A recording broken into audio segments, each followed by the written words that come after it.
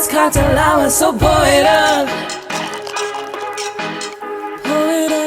What's up, guys? It's your girl, Zeta Lisa. Welcome to Mama's Cocktail Hour.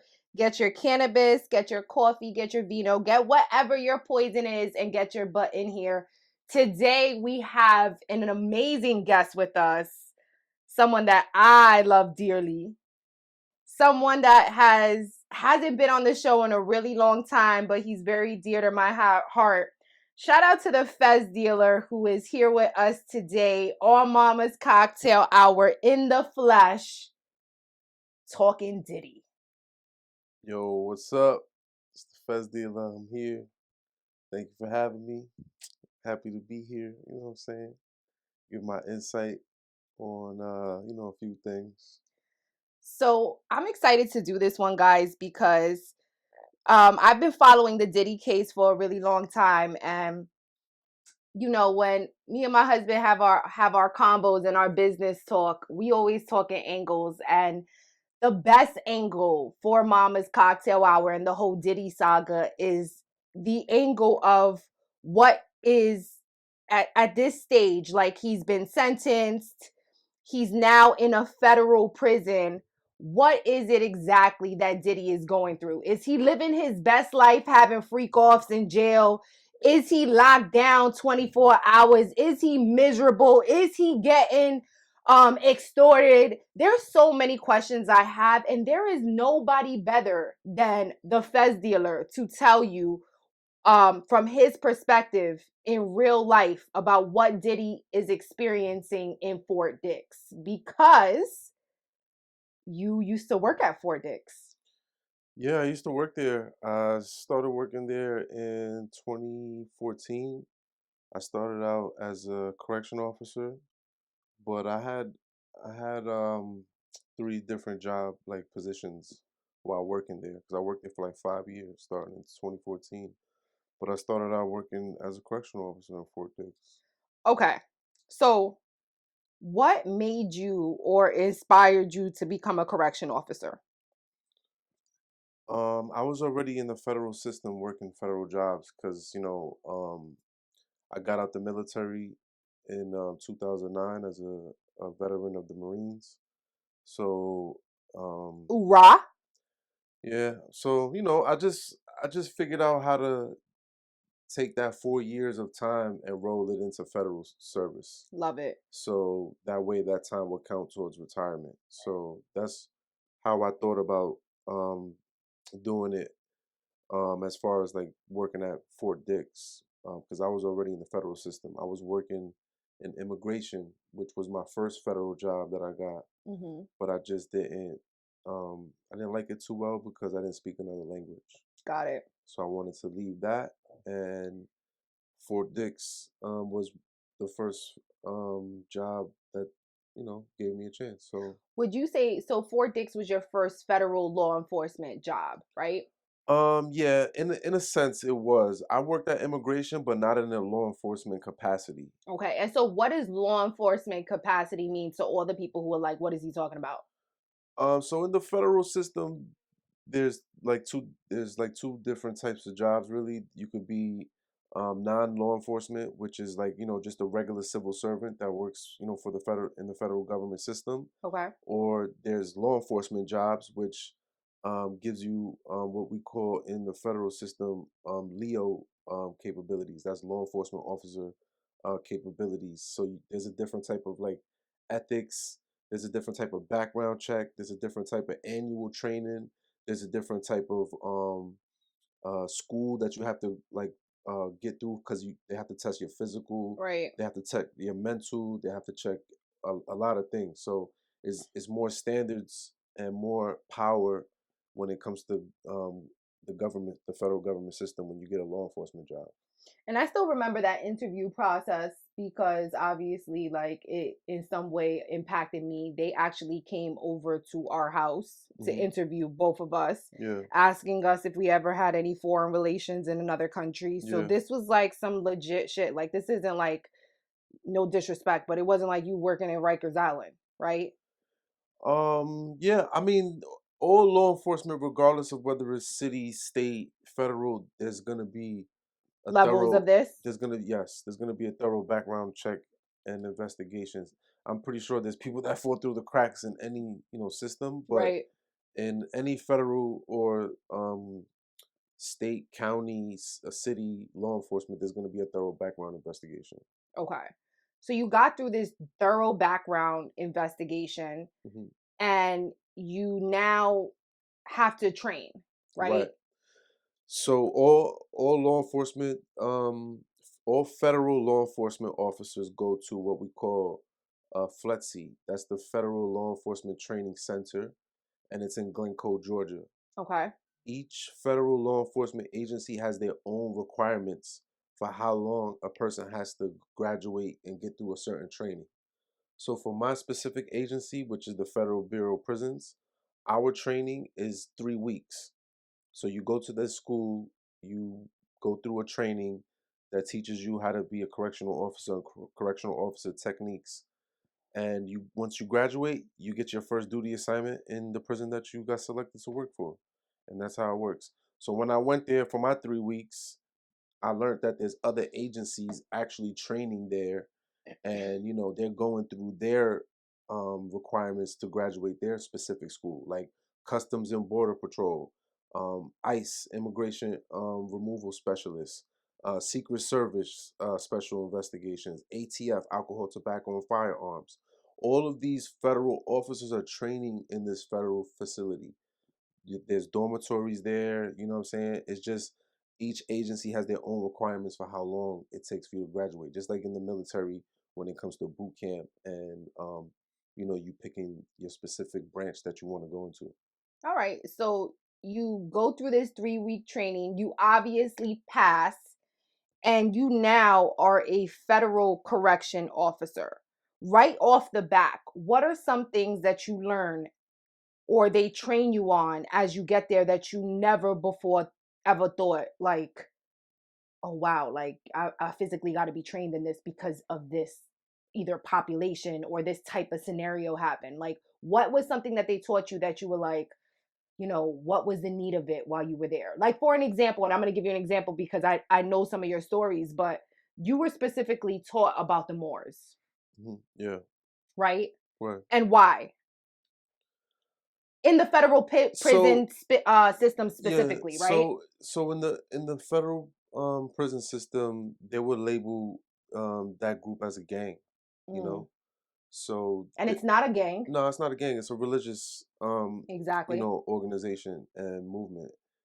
But in the prison system, they label it a gang because of the power that comes from the rhetoric that comes from that particular group of inmates.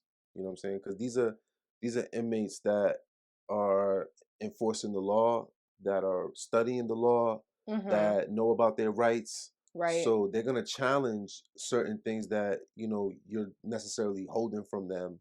That's within their legal rights. So, they don't like that. They look at that as a nuisance or someone who's causing trouble or disturbance when really they're just standing on law. You know what I'm Hmm. saying? So, Standing on business. yeah, basically. So, I did get to see that firsthand, you know what I'm saying, from my point of view because like I'm already versed in this information prior to, Yeah. prior to getting the job, and I have to work around people that have this ideology as well. And you know, I believe like I was put there for a reason. You know what I'm saying? Like I didn't know what I was really getting myself into. I just needed a job. I mean, I know a little bit of what I was getting into, but you don't never really truly know until you immerse yourself in the job. Right. Right. Just like it Right. was for me in the military when I became a Marine. I had a little expectation, but Right. when I got to certain places around the world, I was like, man, this is what it is to be a Marine, you know? So I think it's interesting, and we'll definitely talk about some of the specific stories because, like I said, I know so many stories, but the viewers, they don't personally know. But you are a correction officer, right? Right, Who in the federal prison system, right. right? You are not old. Hmm. You a millennial, Right. right? So you hip, you young, right? Then there's the aspect of you yourself, you do music, you're a creator, Yeah, right? There's that aspect. yeah. So the federal prison system was just one aspect of your life. Like you had so many different, and then on top of that, right, you a person of color, right? Right. So you a person who understands like coming up from the hood and trying to get a better life, right? Yep. You yourself have been through some trials and tribulations that could have ended you in jail, but you took a different path, right? Absolutely. Shout out to the military for that and helping you get through that stage. Absolutely. So all of those things make up the Fez dealer, right? And now you are in a prison system. Tell us a little bit about your thought process when you were managing these inmates. And before we even get there, like set the setting for it, because I know you told me like one guy to 300 inmates. Right. What does that look like? Are they locked down? People see bars. Yeah. Give us a sneak peek into what it actually looks like in the prison Fort Dix that Diddy's in currently. All right, so Fort Dix is like it's a rare situation, I would say, in the federal prison system, because it's not like the rest of the prisons. It was designed originally and it was occupied as a military base that housed soldiers for the United States military. So after it got decommissioned and they took it out of service, they just turned it into a prison. So the actual living quarters that the inmates that are in Fort Dix are living in is just old barracks. So if you want to think about and visualize what you would think they're in, think about a military base and how military army or Marines would live in a barracks. You know what I'm saying? That's exactly how it is. Okay, so a barracks, for everybody who doesn't know, is like a living quarters, right? So in Correct. college, like a dorm room, it's where Correct. you stay, is where you rest your head. So how many guys are in a barracks in the military? Well, see, in Fort Dix, it's about,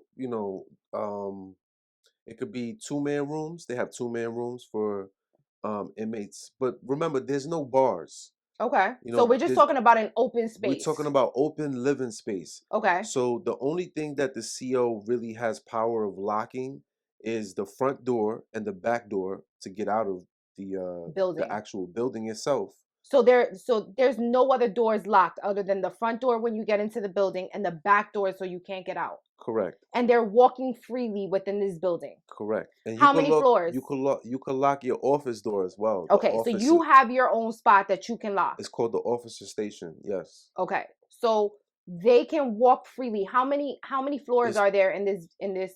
3 floors, and every building holds about 300 inmates. So it's one correctional officer to every 300 inmates for one shift. So you're holding down this building by yourself. Correct. You do not have another correction officer on site. No, you don't. The nearest officer to you would be the officer who's, in the other barracks or, the other unit. We call them units. You know what I'm saying? And each unit has a unit manager, And the unit manager is the so let me backtrack, because it's a lot, and it might be too much for like one episode, because it's a big topic. I understand you trying to get into the specifics, but let's just focus on like the actual living quarters. So yes, I can understand that there's non-commissioned officers who are probably like unit managers who manage different things within the prison system. In the Federal Bureau of Prisons, they have custody and non-custody. Okay. So custody would be correctional officers. And non-custody jobs would be, give me an example of one. Non-custody jobs would be like a unit manager, a caseworker. Okay. Fair enough. Something like that. Okay. So you're in this building, one person, 300 inmates. It's overnight. So now none of those non-commissioned officers are there. No, they're not non-commissioned officers. That's military. Oh, okay. Don't say that. What is it? What is it? People. It's custody and non-custody. Non-custody. So at nighttime, after hours, because after 4 p.m., like normal business hours, non-custody staff go home. You know what I'm saying? There's rare occasions where you might have like an education department. There might be people there after hours because they're teachers or something like that, or recreation specialists because they got rec programs. But for the most part, non-custody staff is done working at 4 p.m. So after that, it's just COs, correctional officers, lieutenants, captains, just regular COs. Okay, so it's 5 o'clock. You're in there, so it's one officer and it's 300 inmates, right? Correct. Yes. And what are these inmates doing? What are they doing during these hours? Like, what are some activities that you would say that Diddy would be getting his hands into? Because we know that Diddy's in the camp. Have you ever worked in the camp? Yes. So Fort Dix has a few areas where you could work. So it's broken down. It's a big facility. It's a old military base. So basically, there's an east side and there's a west side, Okay. and then there's a camp. So the east side and the west side is surrounded by barbed wire fence. So the Okay. inmates are inside of that barbed wire fence, and there's no getting out of it. It's patrolled 24 hours by what we call the outer perimeter, um, you know, um, trucks, Okay. vehicles that patrol. And this is an armed officer who has a pistol, a shotgun, sometimes a rifle in the truck, and they're just patrolling the outer perimeter. Okay. Now, outside of that outer perimeter, outside of that fence is the camp. The camp is not. There's no barbed wire. There's no fence around it. These inmates have a lot more freedom to roam around and to do certain things and more privileges because their sentences are a lot lighter and their crimes were a lot lesser than the other population of inmates who's behind the fence. What level prison is Fort Dix? It's a minimum security. What does a minimum security mean? So there's three levels of security in the Federal Bureau of Prisons. There's minimum, there's medium, and maximum. Okay. They break it down into your crime and your sentencing, like which level you go to. Okay. I forget, like, it's been so long. I forget how they break it down, but it's basically a system that's broken down into, you did this crime, you go into a medium. Right. You did this crime, you go Go into to a a maximum. maximum, right? This is just this crime, so you go into a minimum. And Diddy, he falls in the minimum camp category, Okay. the lowest thing you can go to. And when we say camp, that just means like there's one open area with mad bunk beds. There's no doors, there's none of that. It's just an open area with mad bunk beds and everybody living community like style. So that's the type of room that he's in the camp. So he's in Hmm. a large room that Right. holds, like, how many bunk beds would you say is in there? And the camp holds about 500 inmates, I Okay. believe. Last time I was there, you know what I'm saying, it was like 500. It could be more or less now. I don't Are they in know a what's going building the on. same way on different floors, or is Nah, it it's just different? it's one floor. It ain't no upstairs, Wow. downstairs. So think of like a gymnasium. Exactly. Okay. That's it. And they do section it off where it's like a east side and a west side, and then there's like a wing where they got like a library, they Okay. got like a cafeteria, but it's just like an open area, Okay. So like a there's no bars, gymnasium. there's no locking him down. He's in a cafeteria style, and I'm just trying to Yeah. envision this style area that's open, Hmm. and they're in there. Yeah. They trust you enough, that you're gonna come back at count time and you're gonna be where you need to be because of your sentence. See, what people gotta realize in Fort Dix, everyone there has to have under 20 years in their sentence. Mhm. So everyone in Fort Dix has a time that they're going home. Okay. There is no like I'm here forever, I'm never going home. Everyone has a date where they're going home. Okay. So Well, that's I mean, that's and we all know Diddy was sentenced to 50 months in prison. He right, has some time served already, so he may be doing anywhere from 3 to 4. Who knows, right? right. So, question: I know there is something called a paper party, right? And so people call it a paper party. I've heard you call it different things, but this is the process of, like, you coming into jail and they checking your paperwork to see what type of what you in here for. Yeah. Basically. All right, guys, welcome back. So we were discussing a paper party, Sean. So can you break down what a paper party is for me? So in the federal prison system, when inmates come into their prison after they have gotten sentenced and the judge has given them their sentence, and they leave what they call the the jail, like MDC Brooklyn, where Yeah, he was at where for a P really Diddy long was time. at. Yeah, so Hmm. that's a pretrial jail. So those inmates that are there, they're basically not sentenced yet. They're waiting for their court date. Right. So after that is done, they get sentenced by the judge, and then they go to the place where they're gonna serve their time. So for Diddy, like this would be Fort Dix. Where's Fort Dix located again? It's in South New Jersey, in like a small town called Pemberton. Got it. Yeah, it's like close to Lakewood and all that over there. Okay, so it's in South New Jersey, Fort Dix. The town is called Pemberton. Yeah.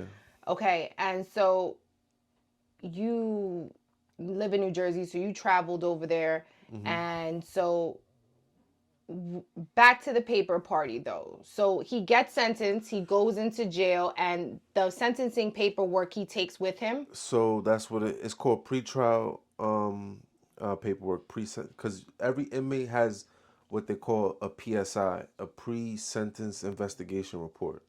So this basically talks about your crime, what you've been sentenced for, and when you go to a facility like Fort Dix, you're going into a community room. Like there's gonna be like 12-man room sometimes. Okay. So you're not just living by yourself.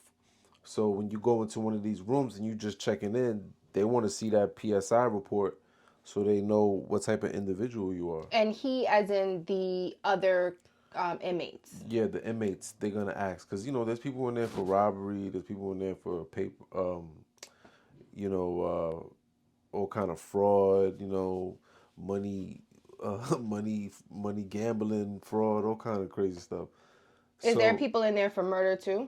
yeah, there could be people in there for murder because in the federal system, you could work your way down to a medium Okay. facility. So you could have been serving like a 40-year sentence Right. for manslaughter, let's say, for instance, and you started off at a medium, because of your situation, but you done served 25 years already. You done served over um, 20 years already. So now you have under 20 years on your sentence. So you could be in a medium.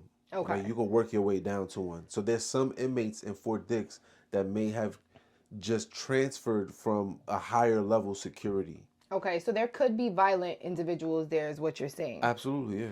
All right. So it also houses pedos as well, correct? Yes. So So what would be the difference between a pedo going into a state prison or a federal prison? Is it where they did the act at, or is it like in Diddy's case, like if you get like ex trafficking yeah, or so Diddy's case is because he went from state to state doing something. nice, So yes, that yes, would yes, good constitute a point. federal crime. So the Federal Bureau of Investigation would step in to investigate that crime, or ICE, Homeland Security, something like that.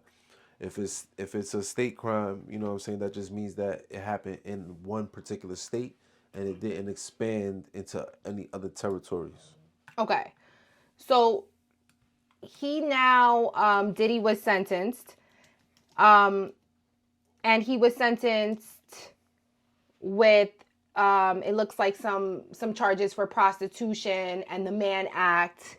How do you think an inmate taken in Diddy, given his celebrity, would receive him, being that he put his hands on a woman? There's the whole Cassie elevator stuff. Like, how do you think other inmates are going to perceive him? Do you think that there's going to be an aspect of like the fan club, or do you think like he's definitely getting extorted in there?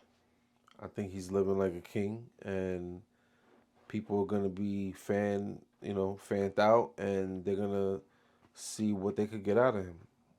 Not extort him as far as like, oh, yo, if you don't do this for me, XYZ is gonna happen. No, I think there's gonna be dudes in there straight out auditioning, like making the band type shit.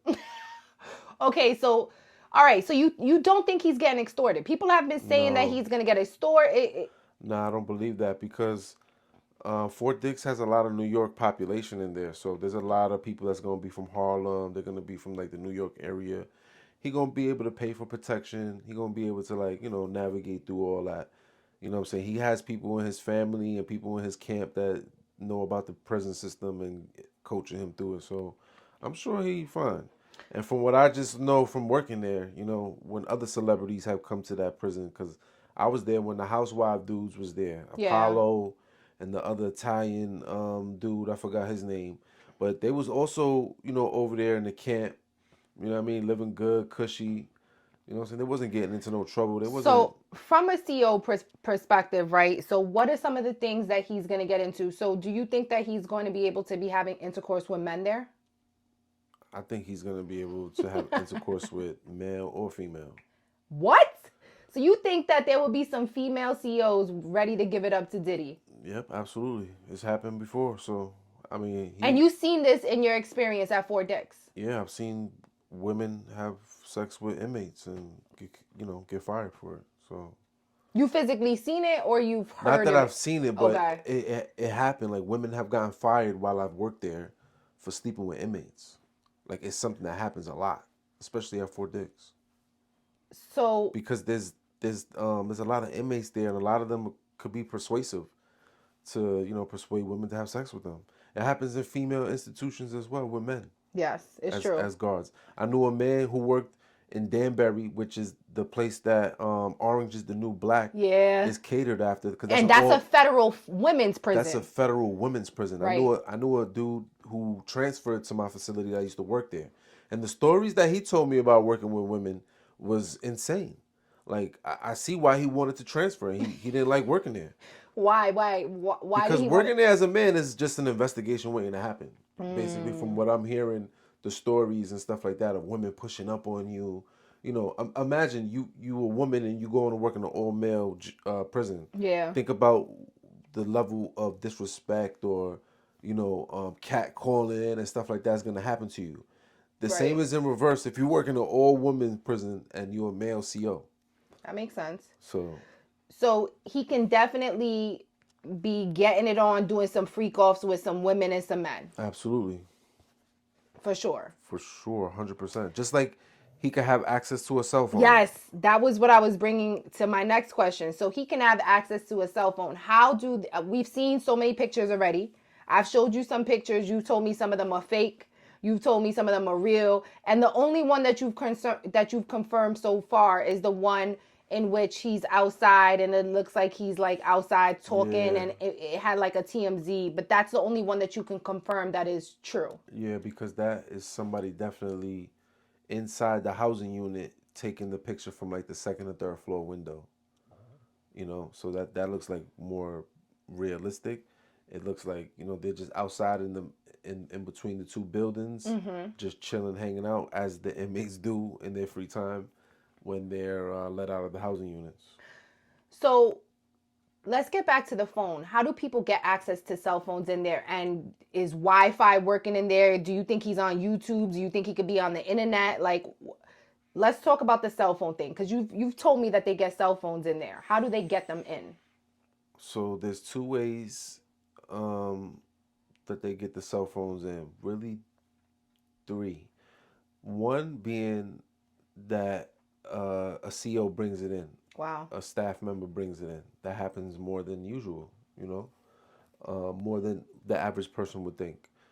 That's the number one way that they get them in. The number two way is that they're so creative, they got so much time that they figure out how to contact their family members, friends, associates outside, and they actually drop them in with drones. Wow. And we've confiscated phones that coming in through drones and drone drops, and not only just cell phones, but like drugs, tobacco, alcohol. These drones are capable of holding weight, so it could drop something that they could easily get. And the third way is through the visiting room. Wow. Sometimes the phones are so small, they smuggling them in through the bathroom and all kind of crazy stuff like that. Mm. You know. So, all right. So he can definitely have access to a cell phone and the internet Yeah, in for Fort sure. Dix. For sure. Yeah. There's gonna be times where, there especially during the night where they're gonna be up on the phones.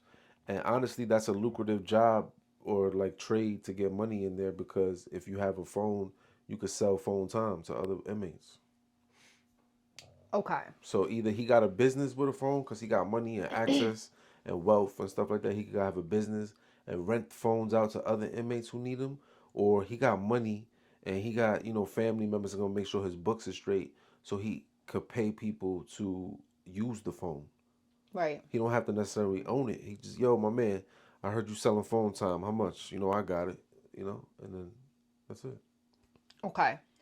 So what you're describing to me is a real cushy situation. Yeah, they call it Club Fed. It's like a, you know, it's VIP. Like, What is the wildest thing that an inmate has ever asked you to do? the wildest thing. So I was working in the camp my first time, and this is my first time. I was brand new. This is my first time working in the camp. I had worked in the regular housing units like the east side and the west side compounds, but I never worked in the camp. So I'm clocking in the morning, and I'm going into the officer station, and one of the campers comes in there and he says, "Yo, CO, good morning." Like very polite, you know what I'm saying? And yo, I need the keys to the van. And I'm like, what? I'm like, bro, get the fuck out of here. I'm just like shooing him off. Like, yo, get out of here, man. I don't got time for that. It's too early. I ain't even had my coffee yet. Like. And he's like, yo, if I don't get the keys to the van, I'm gonna be late. They're gonna be mad. And I'm like, yo, are you not hearing me? Like, get out. And I just shoot him out. Okay. So I got on the phone. I called the lieutenant. I'm like, yo, lieutenant. I'm like, LT, this guy, he keeps coming in here harassing me about some keys to some van. I don't know what's wrong with him. He's 7:30 or whatever. And the lieutenant starts laughing at me. And he's like, nah. He's like, yo, he's the town driver. You got to give him the keys so he could drive the other inmates to work. And I said, what? Yo, so there's inmates in the camp Okay. that have jobs that literally are like outside of the prison area. Doing what? Like work, like HVAC, all kind of like mechanics, niggas working on recycling trucks. Outside of town? I mean, like Like outside of the prison? like outside of the prison, yeah. So that's how much freedom they have. I just want to set the stage because, I was shocked. I was like, so you mean I'm just giving him the keys and he's just leaving? You know what I'm saying? Like, Right. I just want, you just want to cover yourself because Facts. God forbid, this should end up on the news and you're like, yo, they escaped and it was your fault. You're like, yo, I want to go home. So you gave this man keys to a truck. A van, and he driving other inmates. There's like a detail. It's like a work detail. These guys, they all meeting up, and they get in the van. There's a driver, and he drive them to their job, their work assignment for the day, and they come back at a certain time for count. It's crazy. I've never seen nothing like it. You've also talked about like the people who do like sexual crimes, right? Because they are in the federal prison system. Yeah. Do you feel like because Diddy's crimes are sexually related that he would have trouble in jail with people who do not like appreciate? Because there's people like, yeah, when he gets to jail, somebody gonna come see him because he put his hands on a woman. Like, what do you feel about, like, how do you think the inmates are gonna react to that? Do you think he's gonna have like, or do you think that his celebrity is gonna super exceed any of that? Like, I'm curious to know. I feel like the inmates is gonna welcome him with open arms. And he's going to be a celebrity in there. Wow. I don't feel like anybody's going to look at him like he did nothing wrong. Staff is going to look at him crazy. He's going to get treated like like a bad person from staff. Of course, that's to be expected. But from inmates, nah, he's going to get nothing but love. I'm telling you. He's going to be Brother Love again. Well, we know. I've heard allegations of doing freak offs already in Fort Dix. Let's not jump there, but I'm curious to know, like, so you do not feel like any of his sexual crimes are gonna affect him? No time in jail. Nah, I don't think so. None of it. None of it. No. Let's talk about. I think inmates look at it as just another domestic violence. I think that's what they're trying to kind of make it seem in the media, like it was a private. But this is a guy who was paying for prostitutes. He was paying for the prostitutes to smash his woman. A lot of that stuff wasn't thing, but he was physically having sex with the. Yeah, but you got to remember the population is mostly brown people, and men, and they're gonna look at it as like, yo, he's a guy with money that they're just trying to take down. He's a black man with money, and they don't want to see another black man with money. That's it. And so you think that's the perspective that they have in the prison? I'm sure. Yeah, I'm 100%. So I think one of the greatest things about you was that while you were a correction officer, you said you really struggled because you were looking at some of those people as your people, right? How do you think you would have handled Diddy if he was in there? Like, you rap, you do music, right? Like, have you ever thought about that? Like, if you were still in there being a CEO, how would you handle Diddy? So the reason why, like, I feel like I did good at this job was because I was myself. Like, I didn't change. I didn't, like, you know, put on a mask or, like, do something Outside of your character. outside of my character. I was the same way I am now is the same way I was in there. And, because inmates are gonna find you. Like, some people work there and they think they're gonna be all incognito and everything. Inmates don't got nothing but time on their hands and phones and access to the internet. They're going to find you, you know? And, Do you think inmates found you? oh, I know they have. How do you know? Inmates have told me they found me. On Instagram? On Instagram, on not even just like that, but like when I worked there. Like when I worked there, like I've had inmates tell me they found my YouTube, you know what I'm saying? They And listen I'm to your like, music? yep. So I'm like, damn, like that's crazy. Like how did y'all? So I know it's possible. Like, and I know that they have nothing but time, so they're gonna find, staff. Yeah, you might just have your last name on your shirt or whatever, but Right.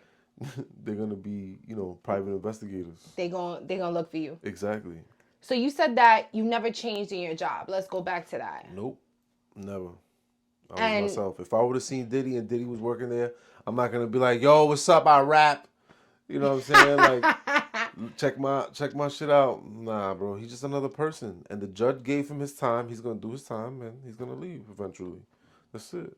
and that's the sentiment that you have for a lot of men in there. And I know personally, I've been with you personally where we've been out to dinner and somebody that was an inmate while you were a correction officer has come up to you and reached out to you and been Yep. like, yo, thank you so much while you was in there, man, you made my time go by. Like, Yep. tell us about a story about, like, because I think that's powerful. I think people need to understand that. Like, I think you made a good point. As much as, like, me, I want I want him to be taken down. Yeah. You know that.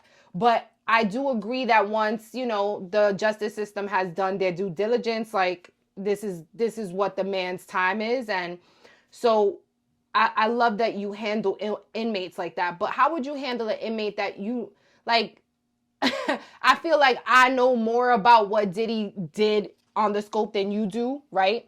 But, like, what happens if you found an inmate that has done something in their past that you found as troubling? For example, like, crimes against kids.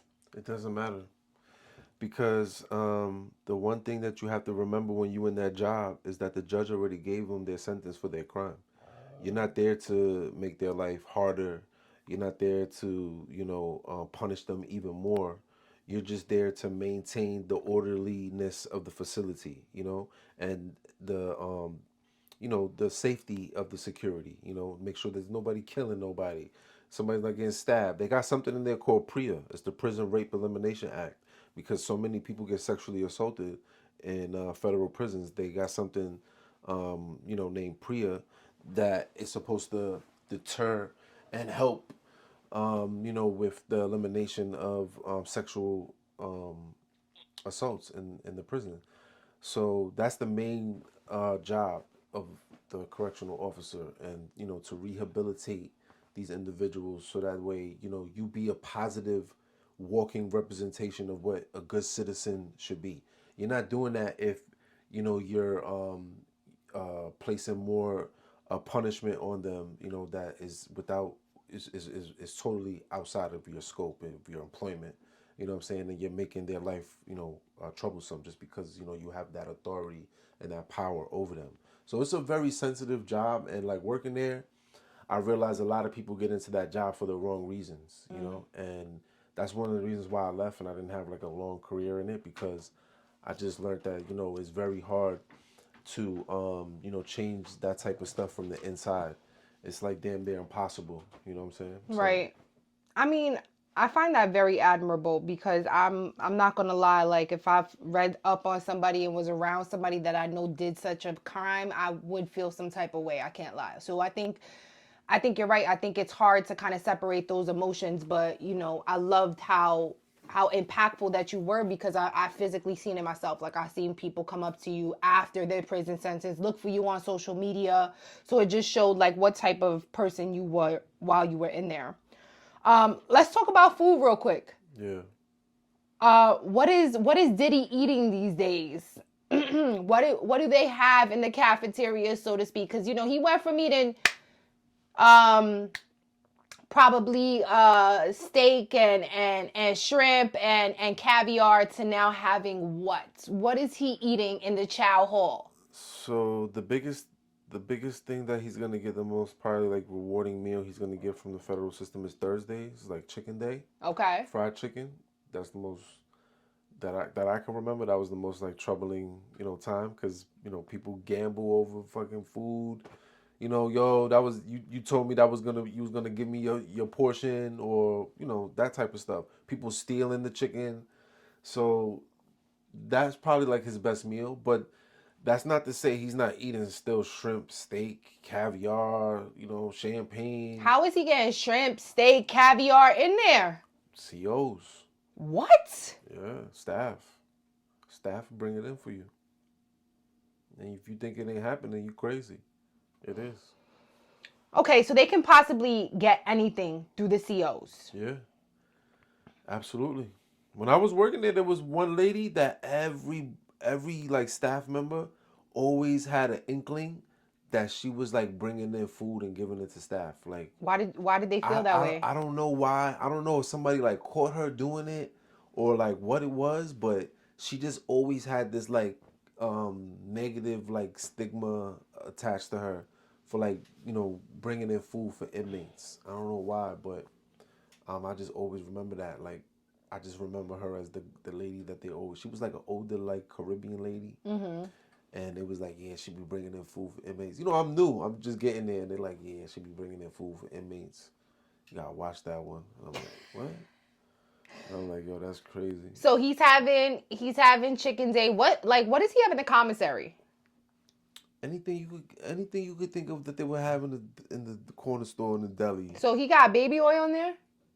I think baby oil is on the commissary. Don't tell me baby oil is on the commissary list. I think it is, man. They need to ban baby powder, baby oil, Vaseline, all that stuff. That's a whole freak off kit right there. He got access to have the biggest freak off in the jail. Oh my God.